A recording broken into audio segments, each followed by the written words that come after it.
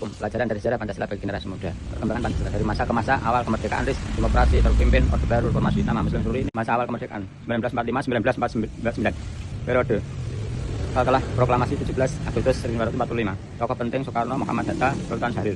Peristiwa pembentukan BPKNIP 29 Agustus 1945, agresi militer Belanda 1 1947 dan 2 1948, terus mempertahankan kemerdekaan melalui diplomasi dan perang rakyat.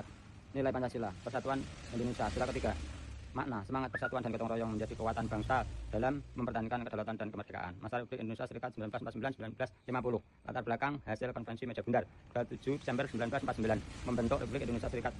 Masalah sistem federal menimbulkan perpecahan antar wilayah. Tokoh penting Muhammad Hatta, Sri Sultan Hamengkubuwono IX. Peristiwa penolakan rakyat terhadap sistem federal. Kembalinya Indonesia menjadi negara kesatuan Republik Indonesia pada 17 Agustus 1950. Nilai Pancasila, persatuan Indonesia dan kedaulatan rakyat.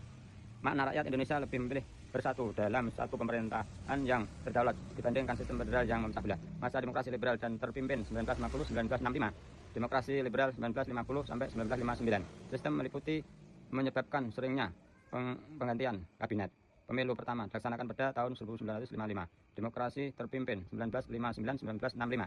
Dekret Presiden 5 Juli 1959 membubarkan konstitusi dan memperlakukan kembali Undang-Undang 1945. Kekuasaan terpusat di tangan Presiden Soekarno. Kebebasan rakyat dibatasi. Nilai Pancasila, kerakyatan yang dipimpin oleh hikmat dalam permusyawaratan kefakiran. Sila keempat, makna musyawarah dan kebijaksanaan harus dijunjung tinggi. Demokrasi bukan kekuasaan mutlak. Masa Orde Baru 1996-1998. Latar belakang terjadi peristiwa G13 PKI 1965. Soeharto naik menggantikan Soekarno. Kebijakan utama Pancasila dijadikan asas tunggal TAP MPR nomor 2 MPR 1978.